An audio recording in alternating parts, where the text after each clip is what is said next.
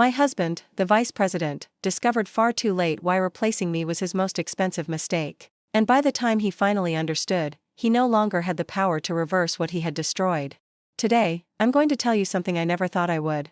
And if, for a single second, you feel like this sounds familiar, I just ask that you leave a like and subscribe. It will help me to keep unburdening my soul. My name is Caroline Evans, and for 35 years, I was the wife of Mr. Edward Morgan, the executive vice president of Crestwood Pharmaceuticals, one of the most important companies in Chicago. For 35 years, I lived in a 3-story brownstone in Lincoln Park, with a garden of prize-winning roses and a stone fountain, where every Sunday I prepared meals for 15 people without a single person ever telling me, thank you. For 35 years, I wore the silk dresses he chose, the French perfumes he bought, and the smiles he asked me to maintain in front of his colleagues, while my own dreams vanished like the incense smoke at St. Joseph's, where I prayed every Tuesday for the patience to endure a marriage that had become a stage play where I was the lead actress, but never the protagonist of my own story. It was a Tuesday in November when it all began to fall apart. I was in the kitchen, preparing the pot roast Edward loved so much, when I heard his laugh from the study. It wasn't his usual laugh, the one he used in board meetings or at company dinners. This was intimate, warm, genuine. A laugh I hadn't heard directed at me in years. I moved silently down the travertine marble hallway, my pink silk slippers barely whispering against the floor. I cleaned myself every morning because the housekeepers never got it to my standards. The study door was ajar, and through the crack, I could see Edward leaning against his mahogany desk, phone to his ear, with an expression I didn't immediately recognize because I hadn't seen it in years, happiness. No, my love, he was saying to whoever was on the other end of the line, Caroline doesn't suspect a thing. She's too busy with her pot roasts and her prayer groups to notice she doesn't exist for me anymore. The air caught in my lungs as if I'd inhaled the thick exhaust of downtown Chicago traffic at rush hour. My hands began to tremble, and the embroidered apron that had been a gift from my mother-in-law suddenly felt like a straitjacket, suffocating me. Just a little longer, Alexandra, Edward continued, and I recognized the name like a knife straight to the heart. Alexandra Miller, his new executive assistant, 28 years old, with degrees from Kellogg that I never had the chance to earn because I got married at 19 and dedicated my entire life to being the perfect wife he needed to climb the corporate ladder. I just have to find the right way to ask for the divorce without her taking half of everything. But don't worry, love, I've already got the best lawyers in Chicago looking at the deeds. In 6 months, you'll be Mrs. Morgan. My back hit the cold wall of the hallway, and I slid down until I was sitting on the floor, trying to process that the man with whom I had shared more than half my life was planning to replace me as if I were an old lamp that no longer matched the new decor of his professional success. Alexandra. A graduate of Northwestern's prestigious business school. A specialist in corporate finance. She spoke 3 languages and wore tailored suits that cost more than the monthly allowance Edward gave me for household expenses. I had met her at the company's New Year's Eve party, where she had dazzled everyone by discussing international markets while I smiled from a corner, feeling like a relic from the past in a world that no longer belonged to me. I remember that night, as we drove back home through the illuminated streets of Chicago, Edward had commented that Alexandra is really sharp. Not like some women who only know about soap operas and neighborhood gossip. I had remained silent, pretending I didn't understand the dig, but now, sitting on the cold floor of my own home, I understood that it had been the first stone in a systematic demolition he had been planning for months. I stayed there, in the hallway, until I heard Edward hang up the phone. When I returned to the kitchen, the pot roast had burned. The acrid smell filled the house like a premonition that everything was rotting from the inside. That night, Edward came home late for dinner. As he always did these last few months. He sat at the dining room table, under the crystal chandelier we had bought together on our 10th anniversary, and silently ate the new meal I had to prepare in a hurry. "It's a little salty," was the only thing he said. I nodded, as I had learned to do over all these years. "I'll make it better tomorrow." But that night, as he checked his emails in bed, I stayed awake staring at our bedroom ceiling, counting the cracks that had appeared over time and that he had never noticed, just as he no longer noticed the dark circles under my eyes, my silent sadness, or the way I had begun to disappear, little by little, day after day, until I had become the ghost of the woman I once was. On the nightstand, my phone displayed my wallpaper, Edward and I on our wedding day, 35 years ago, at the Holy Name Cathedral. I was wearing the lace dress that had belonged to my grandmother, and he was looking at me as if I were the most precious thing in the world. Now, that same man was planning to get rid of me like a piece of old, useless furniture.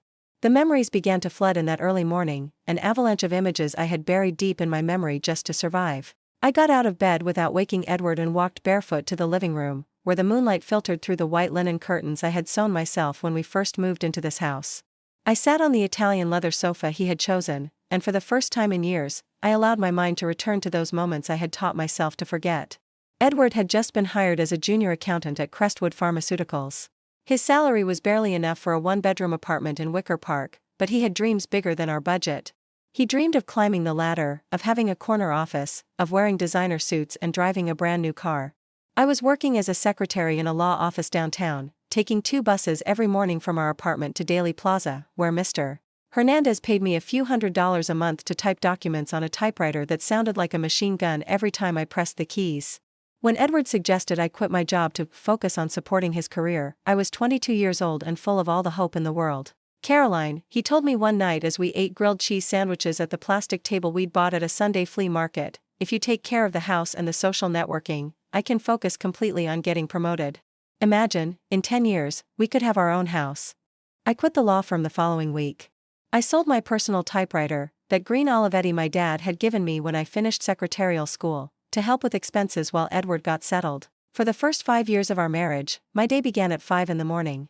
I'd prepare the dark roast coffee Edward took in a thermos to the office, iron his white shirts until they looked like they were from a magazine, and walk 3 blocks to the corner bakery for the fresh bread he insisted on having for breakfast because that's what successful executives eat. The afternoons were dedicated to studying the business magazines Edward brought home from the office.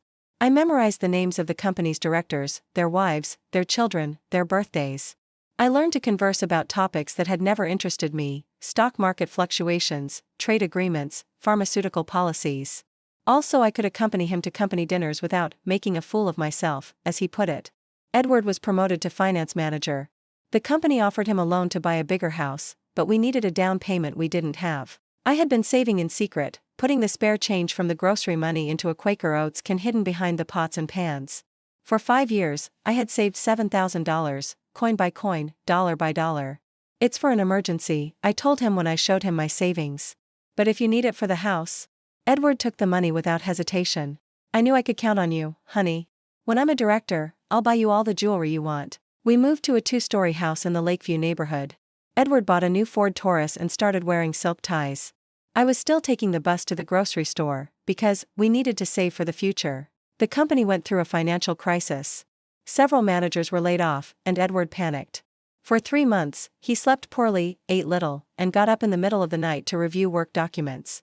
"Caroline," he told me one February night, as a fine drizzle tapped against the windows, "I need your help. The bosses are going to decide who stays and who goes. I have to prove that I'm indispensable." He explained his plan. We needed to host a dinner party at our house for the CEO and his wife. A perfect dinner that would show that Edward had class and family stability. For a month, I planned that dinner as if it were a military campaign. I studied the CEO's tastes. He loved French food, but his wife was diabetic. I learned to cook a modified, sugar-free coco vin. I bought new tablecloths with the money I had saved to get my teeth fixed. I borrowed crystal glasses from my sister, Rose. The night of the dinner, I served a 7-course meal. Edward shone, talking about corporate strategies while I remained invisible, refilling glasses and clearing plates without joining the conversation. At the end of the night, the CEO clapped Edward on the shoulder and said, "Morgan, you certainly know how to live. A wife like this is a treasure." Edward kept his job. A year later, he was promoted to assistant director. He never thanked me. Our first son, Daniel, was born. Edward insisted on a private birth at Northwestern Memorial Hospital, even though our insurance only covered public hospitals. "My son isn't going to be born in some county hospital," he declared with a firmness that allowed no argument. The hospital bill was $45,000. Edward had just bought a new Lexus to project a professional image, so he had no available cash. We took out a second mortgage on the house. For Daniel's first 2 years, I didn't sleep a full night. Edward was constantly traveling for work, and when he was home, he was so tired he needed to rest to perform the next day. The diapers, the fevers, the pediatrician visits, the vaccinations, it all fell on me. When Daniel turned 2, our daughter Sophia was born. This time, Edward wasn't even there for the birth because he had a meeting in New York that was impossible to reschedule. Edward was promoted to regional director. His salary tripled, but so did his demands on our lifestyle. We moved to the house in Lincoln Park, the house where he was now planning to divorce me. "Caroline, now that I have this position, I need you to look the part," he told me as I carried boxes on moving day. "You can't walk around in sandals with your hair in a ponytail anymore. My colleagues' wives go to the salon every week. I started going to Lupita's salon every Friday. I bought clothes at Nordstrom instead of the flea market. I learned to do my makeup by watching tutorials on YouTube when we finally got internet at home. But for every dollar Edward invested in my appearance, I felt like I was losing a piece of the woman I used to be. I would look in the mirror and not recognize the Caroline who once dreamed of being an elementary school teacher, who wrote poems on paper napkins, who laughed her heart out watching reruns of I Love Lucy. The global economic crisis. The company downsized again, but Edward managed to hang on. However, his paranoia about job security intensified. He started working 12-hour days, including Saturdays. I have to prove I'm indispensable, he would repeat like a mantra every morning as I made his breakfast. The competition is fierce. There are younger managers just waiting for me to make a mistake. I became his unofficial personal assistant. I organized his documents, remembered his appointments, managed his social calendar. When he came home, I would have a verbal report ready of the important calls he had received. Edward was promoted to executive vice president. We had finally arrived where he had always dreamed of being. I thought we would have time for ourselves now, to travel, to get to know each other again as a couple. Instead, Edward became more distant. He started coming home late for work, receiving calls he would take in private, traveling more frequently.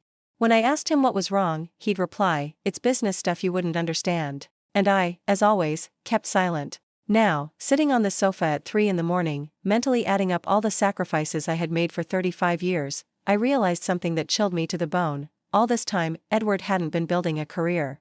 He had been building a new life. And that life no longer had a place for me. The days following my discovery became a silent torture. Edward acted as if nothing had happened, but I now saw every gesture, every word, every silence with a brutal clarity that hurt me to my core.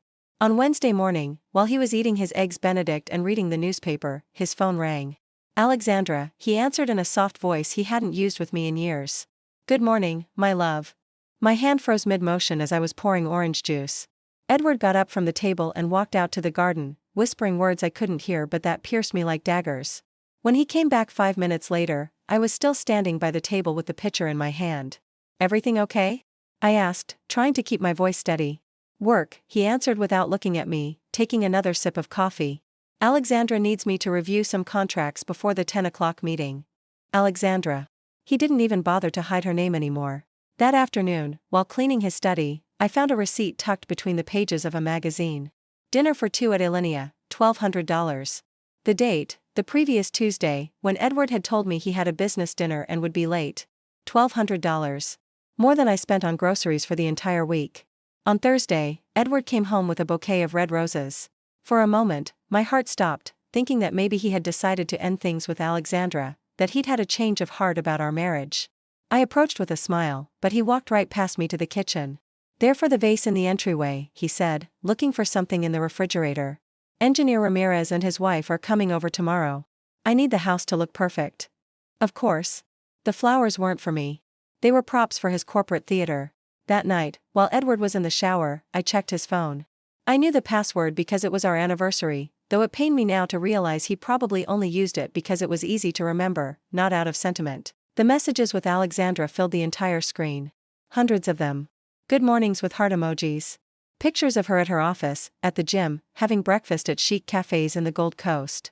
Edward replied with words I hadn't heard directed at me in decades. "Beautiful, I miss you, I can't wait to see you." But what completely destroyed me was a message from 2 weeks ago. "My love, I can't stand this charade anymore. Caroline is driving me crazy with her obsessive housewife routines. Yesterday she made a scene because I didn't tell her the pot roast was good. Can you believe a 54-year-old woman needs that much validation? I've already spoken to the lawyer. In 3 months, we'll be free." Free. That word echoed in my chest like a funeral bell. Edward wanted to be free of me, of my pot roasts, my routines, my need to hear "thank you" every once in a while. Friday was my birthday. 55 years old. I woke up hoping Edward would at least wish me a happy birthday, but he had already left for work. He left a post-it note on the bathroom mirror, "Will be late. Important meeting." I spent the day alone. I called my sister Rose, but she was busy with her grandkids. I called my cousin Laura, but she was going on a trip. I called Mrs. Gable, my neighbor, but she didn't answer. At 6 in the evening, Edward came home with a small box wrapped in pink paper. "Happy birthday," he said mechanically, handing it to me without even a kiss on the cheek. Inside was a pair of costume jewelry earrings that cost $20 at most. On the same week he had spent $1,200 on a dinner with Alexandra. "Thank you," I whispered, because that was what was expected of me. "What do you want for dinner?" he asked, loosening his tie. "I don't know, what are you in the mood for?" "Whatever. I'm not hungry." I made grilled cheese sandwiches. We ate in silence, the TV in the background showing news that neither of us was listening to. When he finished, Edward went to his study to review some papers. I heard him laughing again. That intimate, warm laugh, which now belonged to another woman. On Saturday morning, while Edward was playing golf with his colleagues, I decided to check our bank statements. I had access to the main account where his salary was deposited, but I hadn't looked at it carefully in months. What I found left me breathless. Weekly transfers of $5,000 to an account I didn't recognize. Payments at expensive jewelers downtown, a $15,000 ring, a $20,000 necklace, $30,000 diamond earrings. Dinners at luxury restaurants almost every day. A five-star hotel in Miami the weekend he told me he had a work conference in Boston. Edward had spent over $200,000 on Alexandra in the last 3 months. Money from our joint accounts. Money that included my father's widower's pension, which I had inherited when he died last year and deposited into our account, so it would grow more, according to Edward. He had robbed me. Not just of my marriage, not just of my future, but of my money too. On Sunday, Edward announced he had to travel to Atlanta for work. "It's urgent," he said, packing his Italian leather suitcase. "I'll probably be there until Wednesday." I knew it was a lie. But for the first time in my life, I said nothing. I didn't ask for details about the trip, didn't offer to pack him extra clothes, didn't remind him to take his blood pressure medication. "Have a good trip," was all I said. Edward looked at me strangely, as if expecting a different reaction, but he left without another word. As soon as I heard his car pull away, I collapsed. I cried like I hadn't cried since my mother died 10 years ago. I cried for the woman I had been and who no longer existed. I cried for the 35 years I had given to a man who saw me as old furniture. I cried for all the dreams I had locked away in drawers to be the perfect wife he needed. I stayed on the living room floor for hours, hugging an embroidered cushion I had made in my first years of marriage, back when I still believed that small things mattered, that details made with love had value. When I could finally get up, I walked to the kitchen and made myself a cup of chamomile tea. My hands were shaking so much that I spilled boiling water on the marble countertop. The liquid spread slowly, finding its own path to the edge, and I watched it, mesmerized, thinking that this was how my life had been spilled, drop by drop, without anyone noticing, until there was nothing left in the cup. That night, alone in the house I had cared for like a temple for years, I made a decision. I went up to Edward's study and turned on his computer. I knew his password because it was the same for everything, Morgan 2024. I opened his email and searched for the legal documents folder. There they were, the divorce papers he had already drawn up. My forged signature on documents I had never seen. A backdated prenuptial agreement that would divide our assets, leaving me with practically nothing. A home appraisal that minimized my financial contribution over all these years. Edward wasn't just planning to leave me. He was planning to leave me destitute. I printed everything. Every document, every email, every bank transfer. I filled a shoebox with evidence of a betrayal that had been planned with the precision of a military operation. For the first time in decades, I felt something I had completely forgotten, rage. A clean, clear rage that woke me from a 35-year slumber. At 2 a.m, I dialed the number of my cousin Laura, the lawyer. "Laura," I said when she answered with a sleepy voice, "I need your help. I think I'm about to lose everything I've built in my life, but for the first time, I also think I'm about to find myself." Laura arrived at my house on Monday morning with 2 Starbucks coffees and an expression I hadn't seen on her face since we were kids, pure fury. She had reviewed all the documentation I had texted her during the night, and her first words were, "Caroline, this isn't just infidelity. This is fraud." We sat in the living room, surrounded by folders, printouts, and yellow highlighters marking every lie, every financial manipulation, every forged document. Laura, with her 25 years of experience as a top divorce attorney, had never seen such a systematic case of asset stripping. "Caroline, look at this," she said, pointing to a $50,000 bank transfer. "This amount came out of your personal account last month. Did you authorize this transfer?" I shook my head, my stomach churning. My personal account was where I kept the money from the baking classes I gave on Saturday mornings to the neighborhood women. Money I had been secretly saving to buy Edward a surprise for our 36th anniversary. "He has power of attorney over all our accounts," I murmured, ashamed of my own naivety. "Since when?" "Since, forever. When we got married, he said it was more practical for him to handle everything because I didn't understand finances." Laura closed her eyes and took a deep breath. "Caroline, I need you to understand something. Edward has been planning this divorce for years. He's been moving money, creating fake debts, undervaluing assets. If you had signed these papers without reviewing them, you would have been left literally on the street. On Wednesday, when Edward returned from his supposed trip to Atlanta, my strategy was already in place. Laura had helped me freeze all our bank accounts and had filed for an emergency injunction to protect our marital assets. She had also installed an app on my phone to record conversations. Edward arrived tan and relaxed, carrying a suitcase that had clearly been used for a beach vacation, not for corporate meetings.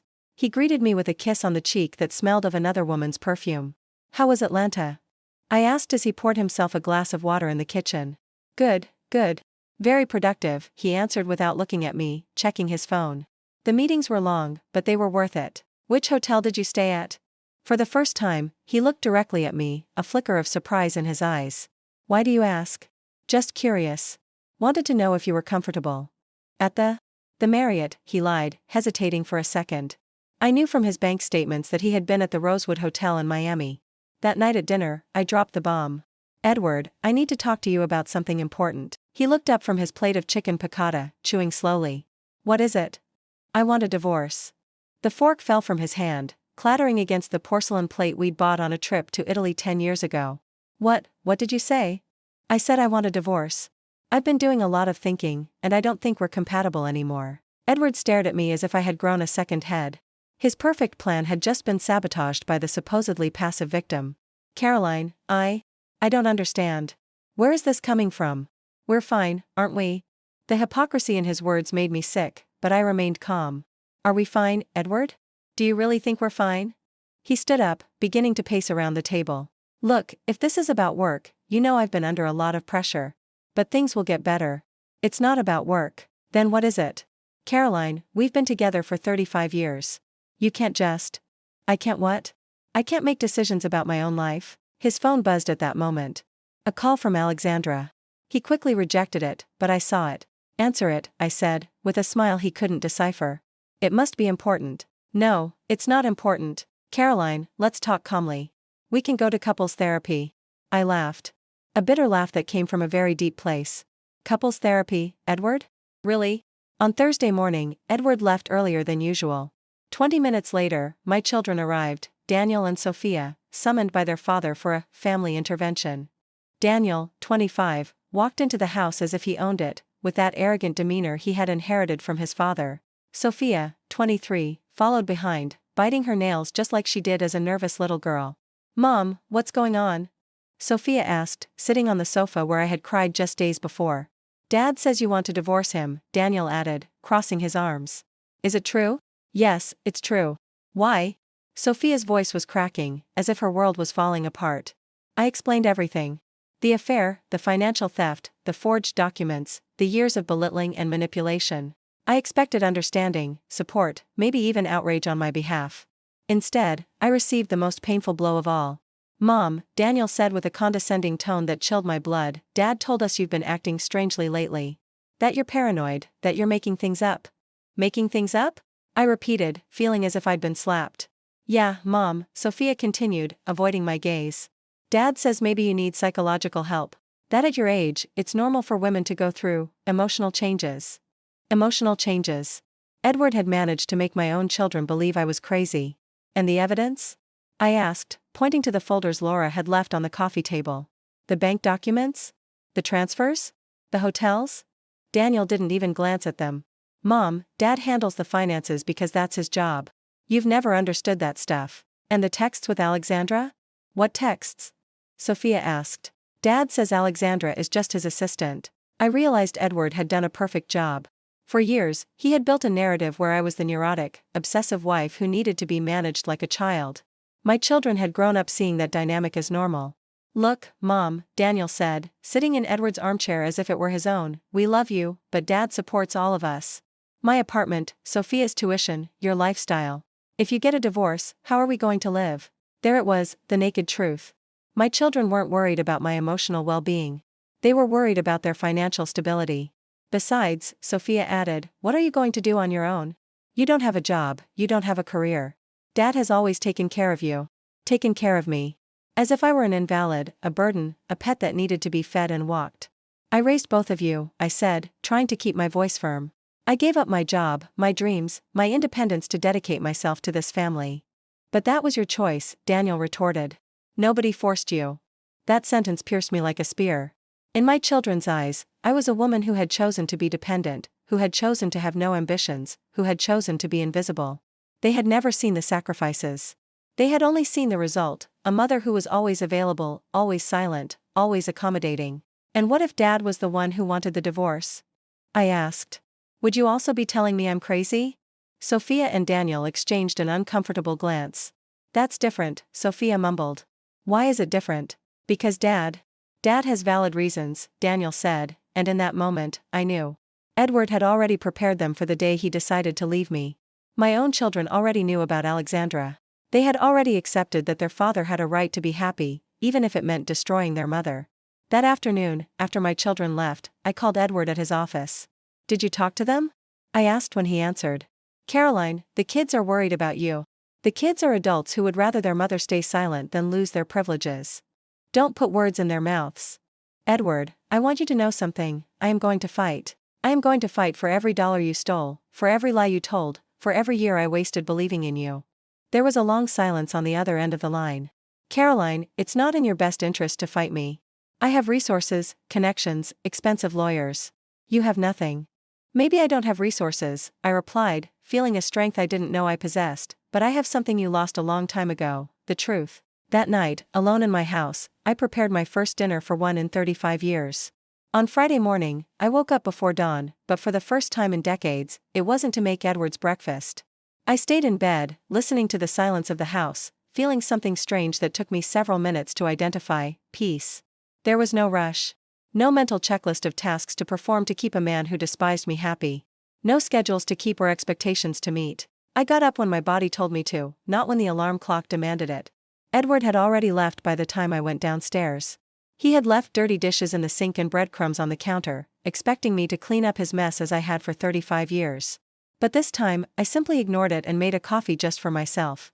I sat in the garden, in the wicker chair I had bought years ago but never used because Edward said it looked cheap for guests. The coffee tasted different when I didn't have to share the moment with someone who made me feel invisible. At 9 o'clock, Laura arrived with news. Caroline, I just came from the courthouse, she said, taking off her sunglasses as she walked in. The judge granted all our motions. The accounts are frozen, there's a lien on the house, and Edward cannot dispose of any assets without a court order. I felt a strange vertigo, as if I were standing on the edge of a cliff. And that means?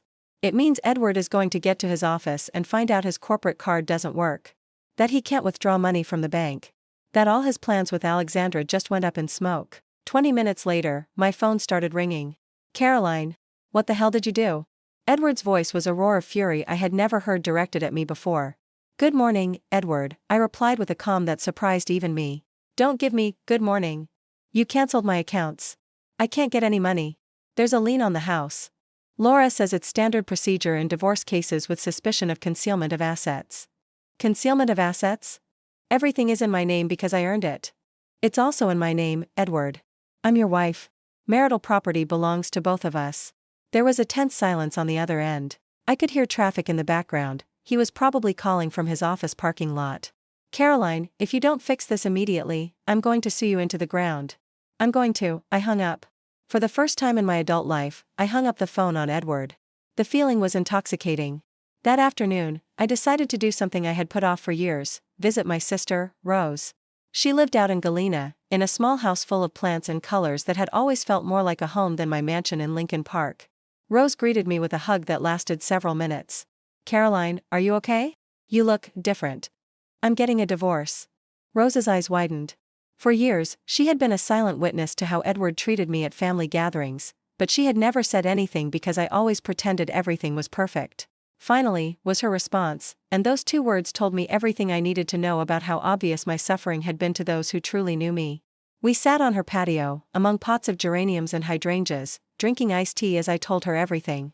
Rose listened without interrupting, nodding occasionally, and when I finished, she took my hands. Caroline, do you remember when we were little and Mom used to tell us that the women in our family have the blood of warriors?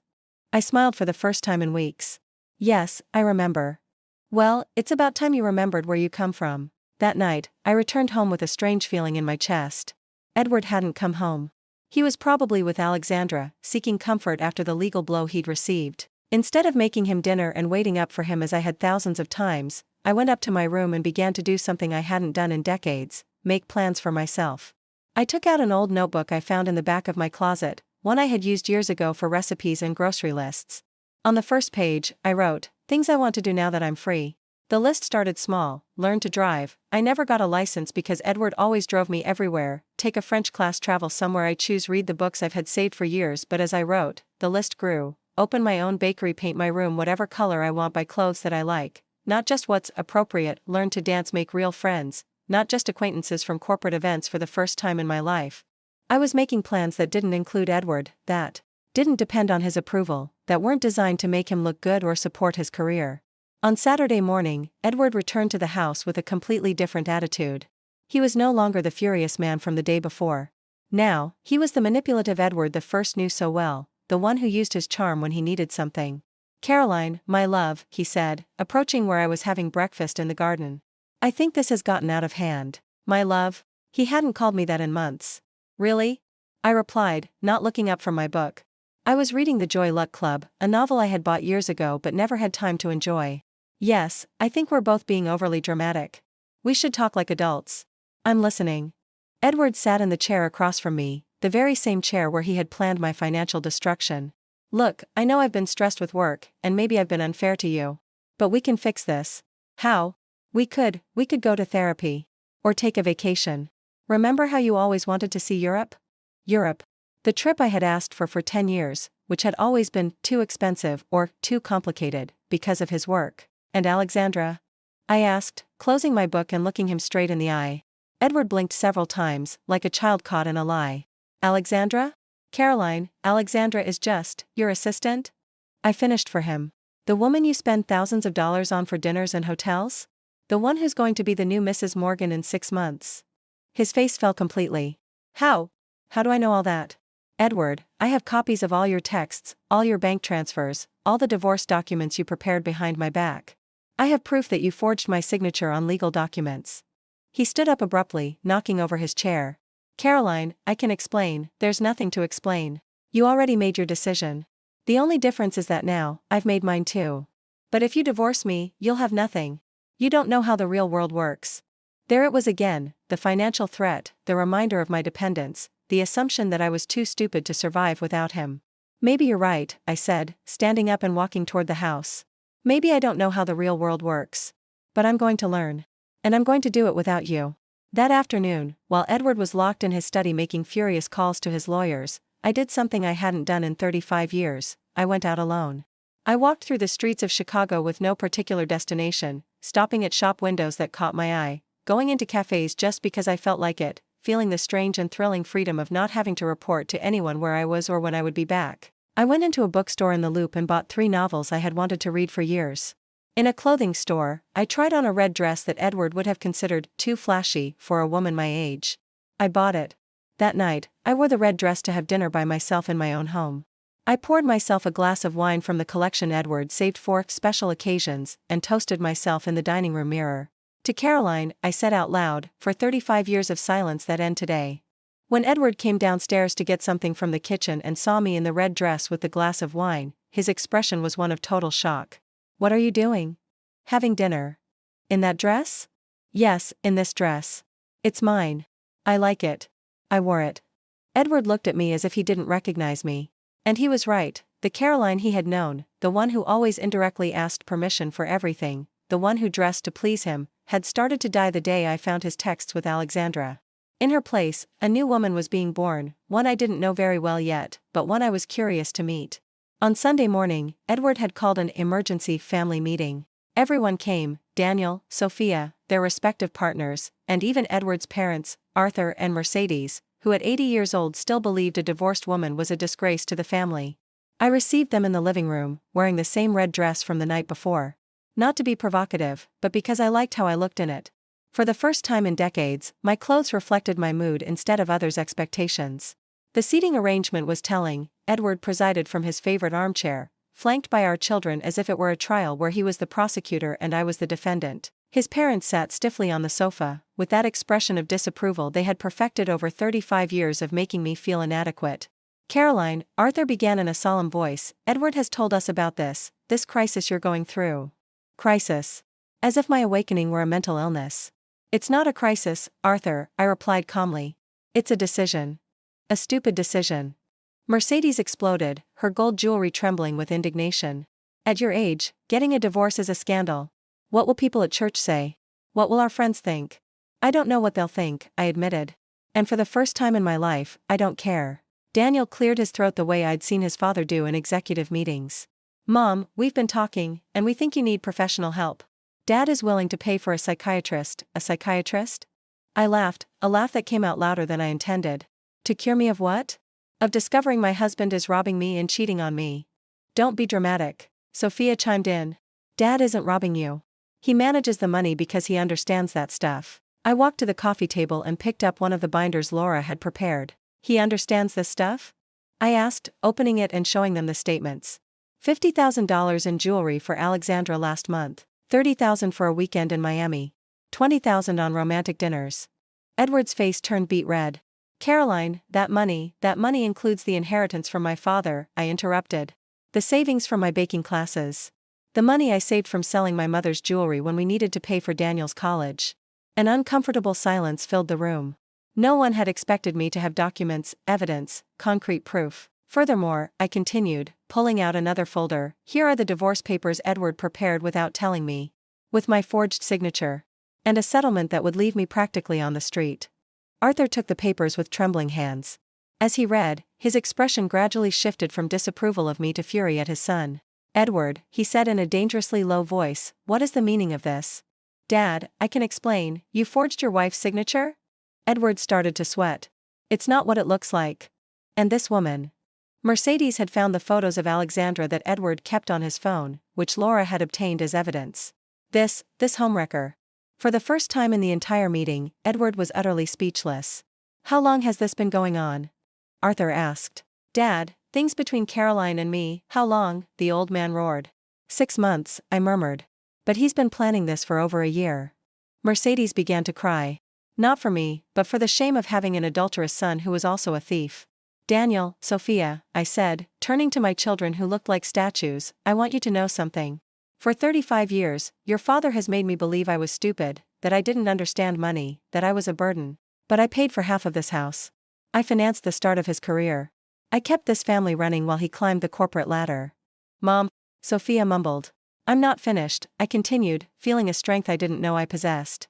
For 35 years, I cooked for you, I took care of you when you were sick, I drove Daniel to all his soccer practices, I helped Sophia with her college applications. All while your father was working late with his assistant. Daniel and Sophia exchanged guilty glances. They were beginning to understand that they had been unwitting accomplices in a very big lie. And do you know what the saddest part is? I asked, feeling tears that were not of sadness but of liberation. That when I told you the truth, you preferred to believe I was crazy rather than accept that your father wasn't the man you thought he was.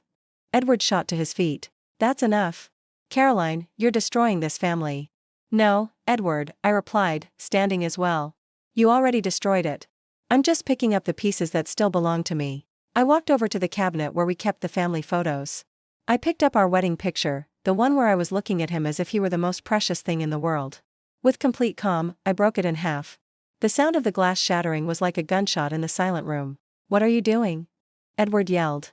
Freeing myself, I answered, keeping my half of the photo and leaving his on the table. You can keep your part if you want. I don't need mine anymore. Arthur struggled to his feet. Edward, you are a disgrace. A dishonor to the Morgan name. Dad, shut up. The old man turned to me. Caroline, I apologize. We all apologize. If we had known, you knew, I interrupted gently. Everyone knew something. But it was easier to pretend I was the problem.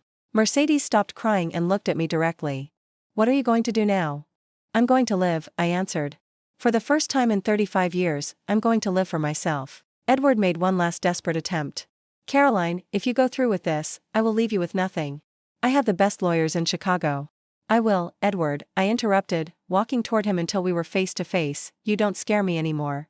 For years, you controlled me with financial threats, making me believe that without you, I was nothing.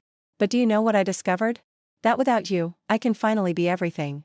I leaned into his ear and whispered, low enough for only him to hear, and one more thing, Alexandra already knows you have no money. Laura's office spoke with her yesterday. When they explained that everything is frozen, that you'll probably lose your job over fraud, and that the divorce is going to cost you a fortune, let's just say she's not taking your calls anymore. Edward turned pale. What did you do? Nothing. I just showed her the truth. Alexandra doesn't love you, Edward. She loves your money, your position, your power. Without that, you're just a 60-year-old man who betrayed his family. At that exact moment, Edward's phone rang. Alexandra. He hesitated for a second, then answered. Alexandra? Honey, where are you? From where I stood, I could hear her cold, distant voice through the phone. Edward, we need to talk.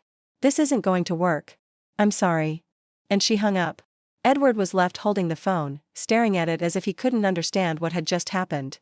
In the span of 5 minutes, he had lost his mistress, the admiration of his parents, and control over his family. Dad, Daniel said finally, his voice cracking, I think we owe Mom an apology. I think you owe me more than an apology, I replied. You owe me respect. Something I haven't received in this house for a very long time. Sophia started to cry. Mom, I'm so sorry. I didn't know. Yes, you did, sweetheart. It was just more comfortable not to ask questions. I turned toward the living room doorway. This family meeting is over. Edward, you have 1 week to decide if you want a civilized divorce or a legal war. But the marriage is finished. That is no longer negotiable. As I walked out of the room, I heard Arthur say to his son, Edward, you are an idiot. You just lost the best woman you will ever know in your miserable life. For the first time in 35 years, I completely agreed with my father-in-law. 3 weeks after the family confrontation, I woke up in my new room without the familiar weight of guilt crushing my chest. I had painted the walls a sky blue that Edward would have hated, and I had hung pictures I chose myself from a local art fair, landscapes of Lake Michigan, portraits of women in colorful scarves, vibrant abstract prints that filled the space with joy. For the first time in decades, my room looked like it belonged to a real woman, not the silent ghost I had become. Edward had agreed to an uncontested divorce 3 days after our family meeting. His lawyer had explained that fighting against the evidence I had would be a lost, and very expensive, battle. He preferred to negotiate. I would get the house and half of everything else, and he would keep his job and the chance to rebuild his life far away from Chicago. Alexandra, true to form, had vanished from his life the same day his accounts were frozen. According to Rose, who had friends working at the same company, the young executive had requested an immediate transfer to the Los Angeles office. Edward was left as the vice president who lost his family over an affair with a subordinate who abandoned him the moment things got complicated. The professional humiliation was almost as painful for him as the divorce. But I no longer felt any satisfaction in his suffering. I had reached a point where Edward simply no longer occupied any emotional space in my life. It was as if he had been an illness from which I had finally been cured. That morning, as I was having breakfast in the garden reading Women Who Run with the Wolves, the doorbell rang. It was Sophia, standing on the doorstep with a basket of homemade muffins and a nervous expression I hadn't seen since she was a teenager. Hi, Mom, she said timidly. Can I come in? For the past 3 weeks, both Sophia and Daniel had tried to contact me several times. Daniel with text messages full of clumsy apologies, Sophia with calls I had been avoiding. I needed time to heal before dealing with the hurt they had also caused me. Come in, I said, gesturing to the chair across from me. Sophia sat down and placed the basket on the wrought iron table I had bought the week before. Everything in my new space was chosen by me, paid for with my money, arranged according to my taste. Mom, I've been thinking a lot about what happened, she began, nervously fiddling with the basket's handles. And I think my whole life I've been very unfair to you. I looked at her without responding, waiting for her to continue. When I was a kid, I took it for granted that you were always there. That you had food ready, clothes clean, that you knew where my things were when I couldn't find them. I thought that was normal, that moms just knew how to do everything. Her eyes filled with tears. I never wondered if you had your own dreams. I never wondered if you liked cooking or if you just did it because you had to. I never wondered if you were happy. And now? I asked softly. Now I live alone, she replied, wiping her eyes with the back of her hand. And I realize how hard it is to maintain a home, to work, to have a social life.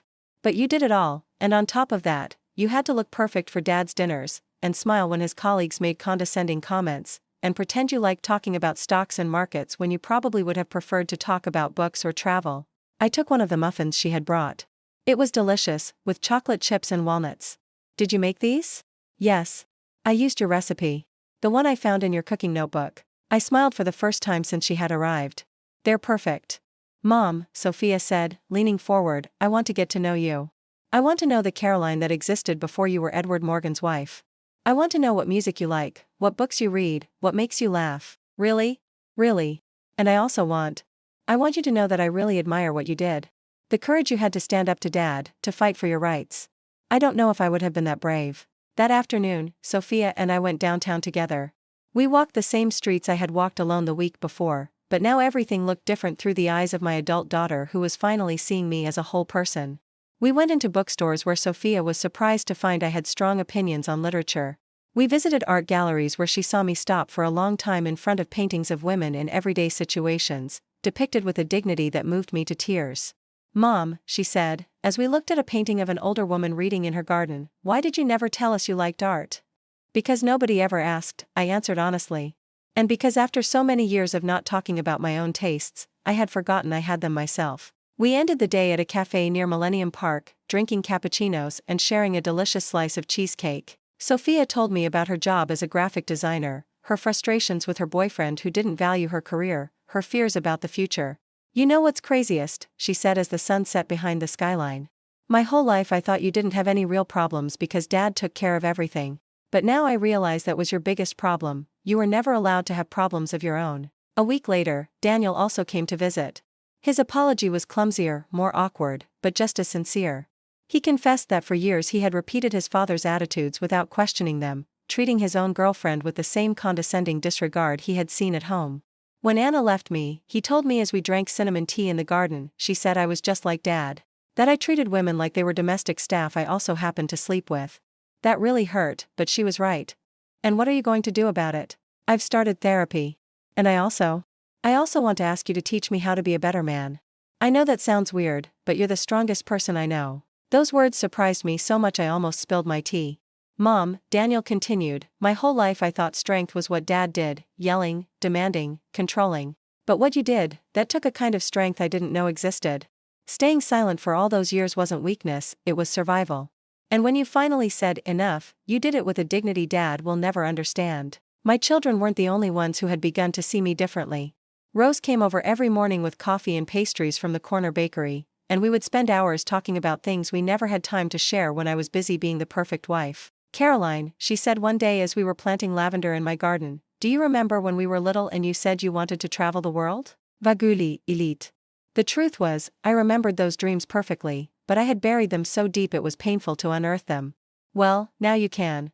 That night, I opened my laptop, another new purchase I had made for myself, and started looking at travel options. Not the luxury trips Edward would have approved of to impress others, but real adventures, hiking in Patagonia, cooking classes in Italy, a yoga retreat in Bali. For the first time in decades, the future looked like a territory full of possibilities instead of an inevitable extension of the present. The following Friday, I did something that would have been unthinkable a month before. I threw a party. A party for women, in my house, to celebrate my divorce. Rose and her friends from her book club came, Laura came with her lawyer colleagues, and the neighborhood women who had always been kind to me but with whom I'd never had a real conversation because Edward disapproved of me hanging out with the neighborhood gossips. I hired a mariachi band, something Edward would have considered tacky, and I prepared a full Mexican feast, pozole rojo, chiles en nogada, mole poblano, horchata, all accompanied by good tequila and music that made you want to dance.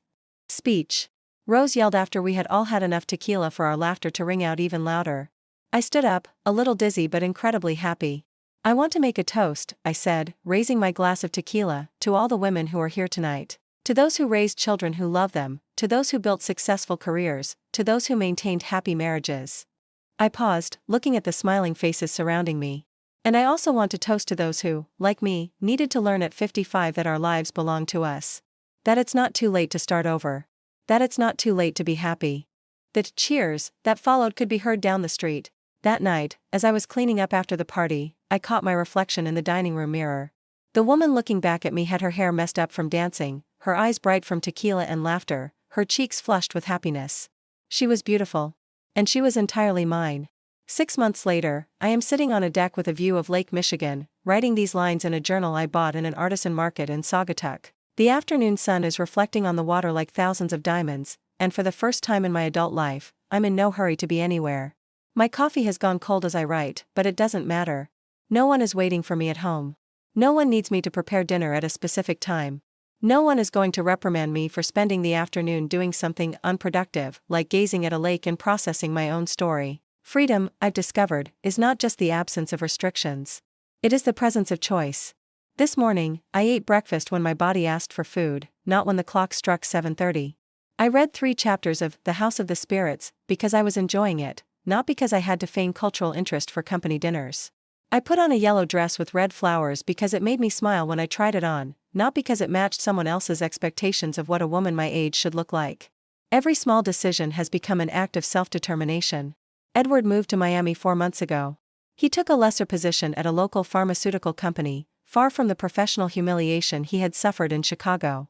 The rumors about his divorce and his failed affair with Alexandra had circulated through all the city's corporate circles, making him the perfect example of what not to do when you have a successful career and a stable family. Rose told me he was seen on South Beach a few weeks ago, alone, drinking a beer at a cheap restaurant while watching young couples walk by hand in hand. He looked, in her words, like a man who finally understood what he had lost. I didn't feel pity for him, nor satisfaction. Just an absolute indifference that surprised me with how healthy it felt. Alexandra, of course, rose quickly in the Los Angeles office. According to the social media accounts Sophia taught me how to use, she is now dating a CEO from another pharmaceutical company. A 58-year-old married man with 3 children. Patterns, apparently, repeat themselves. My children have been a constant surprise these past months. Sophia comes to visit every 2 weeks, and our conversations now have real depth. She tells me about her design projects, her professional insecurities, her plans to travel to Europe next year. We talk about books, movies, politics, life. We talk like 2 adult women who respect each other. Daniel has been slower to change, but the effort is obvious. He broke up with his girlfriend after realizing he treated her the way Edward treated me, and he's now in therapy, working through the behavioral patterns he inherited from his father. Last week he called to ask if we could cook together next Sunday. I want to learn how to make your mole, he said. But not just the recipe. I want you to teach me why it's important to cook with love. I cried after that call. Tears of gratitude for having children who, however late, had decided to truly get to know their mother. The house in Lincoln Park is now completely mine, but I've decided to sell it. Not because I can't afford it, but because it's filled with memories of a woman I no longer am. I've found a smaller house in Galena, near Rose, with a large yard where I can plant all the flowers Edward considered too colorful for our social status. The divorce left me financially stable. Laura managed to prove that I had contributed significantly to the family's assets, not just with my inheritance and secret savings, but with 35 years of unpaid domestic labor that allowed Edward to focus entirely on his career. The financial settlement was fair, though no amount of money can pay for 3 decades of a destroyed self-esteem. But self-esteem, I've discovered, is something you can rebuild at any age. 2 months ago, I opened my own business, Caroline's Delights, a small bakery that I run from my home. Not because I need the money, but because I enjoy baking when it's my choice and not my obligation. My clients are mostly neighborhood women and young mothers who have discovered that my Tres Leches cakes and key lime pies are worthy of special celebrations. Every order I receive is a small validation that I have valuable skills, useful knowledge, talents that go beyond my ability to serve others. I am good at something that is mine alone. Last week, a woman came to my house to pick up a birthday cake. As I was boxing her order, I noticed her eyes were puffy from crying and her hands were trembling slightly. "Is everything all right?" I asked. She burst into tears. "My husband wants me to cancel my daughter's party," she said between sobs. "He says I'm spending too much money on silly things, that I don't understand the value of $1. I recognized her immediately. She was me, 6 months ago. "How old is your daughter?" I asked. "She's turning 6. "And do you work?" "I'm a teacher, but my husband says my salary is so low it's not worth it. That I should just stay home and save on the cost of kindergarten." I poured her a cup of chamomile tea and we sat in my living room. For an hour, this stranger told me a story that could have been my own: belittlement disguised as protection, financial control presented as responsibility, social isolation justified as what's best for the family. "Ma'am," I said when she finished speaking, "you are not crazy. You are not overreacting. And your work as a teacher is worth far more than the paycheck you receive for it." I gave her the cake free of charge and wrote my phone number on a napkin. "If you ever need to talk to someone who understands," I said, "call me." That night, I realized that my experience, however painful, had turned me into something valuable, a woman who can recognize other women trapped in invisible prisons and offer them the hope that escape is possible. 3 weeks ago, I received an unexpected call. It was Arthur, my former father-in-law. "Caroline," he said, his voice cracking, "Mercedes is in the hospital." She has pneumonia and she keeps asking for you. Mercedes had been hard on me for 35 years, but she was also a product of her generation, a woman who had learned that criticizing other women was the only way to maintain her own position in a society that valued them only by their relationship to men. I went to visit her. She was frail, connected to oxygen tubes, but her eyes were still the same, sharp and proud. "Caroline," she said, taking my hand with her cold fingers, "I want to apologize." "That's not necessary anymore," I responded honestly. "Yes, it is," she insisted. "For all these years, I criticized you for things that weren't your fault. I judged you for not being perfect at an impossible job. Now that I see how Edward has ended up, I realize you were the one holding this family together." Mercedes died a week later. At her funeral, Arthur introduced me to people as Caroline, the strongest woman I've ever known. Edward was there, in the back row, avoiding my gaze. I felt no triumph. Only a quiet sadness for a woman who was never able to free herself from the expectations that imprisoned her for her entire life. Now, as I finish writing in this journal by the lake, I feel a peace I never knew before. It is not the absence of problems, it is the presence of the ability to face them from a place of my own strength. I am 56 years old. On society's calendar, I should be preparing for irrelevance, to become the helpful grandmother who bakes cookies and doesn't have opinions on important topics. But I've discovered that your 50s can be the beginning of your real life, the age when you finally have the courage and the wisdom to be authentic. Tomorrow, I fly to Italy. A trip I planned, I paid for, that I will enjoy. I am going to take cooking classes in Tuscany, not to impress anyone or to add skills to my perfect wife resume, but because I am thrilled by the idea of learning something new in a beautiful place. The flight leaves at 6 in the morning. Tonight, I will sleep in a hotel near the airport, and tomorrow I will begin an adventure that would have been unthinkable a year ago. As I put this journal in my bag, I think of all the women who, like me, have believed their worth depended on their ability to make others happy, to be indispensable without being valued, to be strong without acknowledgement. Life teaches us, if we are willing to learn, that it is never too late to reclaim our name, our voice, our dreams. That we can choose to be the protagonists of our own story instead of supporting characters in someone else's. That true love begins with self-respect. And that freedom is not something we are given, it is something we take. My name is Caroline Evans. I am 56 years old. And my life has just begun. Have you ever experienced something similar to what I've just told you? Or do you know someone who has gone through a similar situation? I would love for you to tell me in the comments. If this story touched your heart, leave a like and subscribe to the channel so that this message can reach someone who needs to hear it, because we all deserve a second chance at happiness.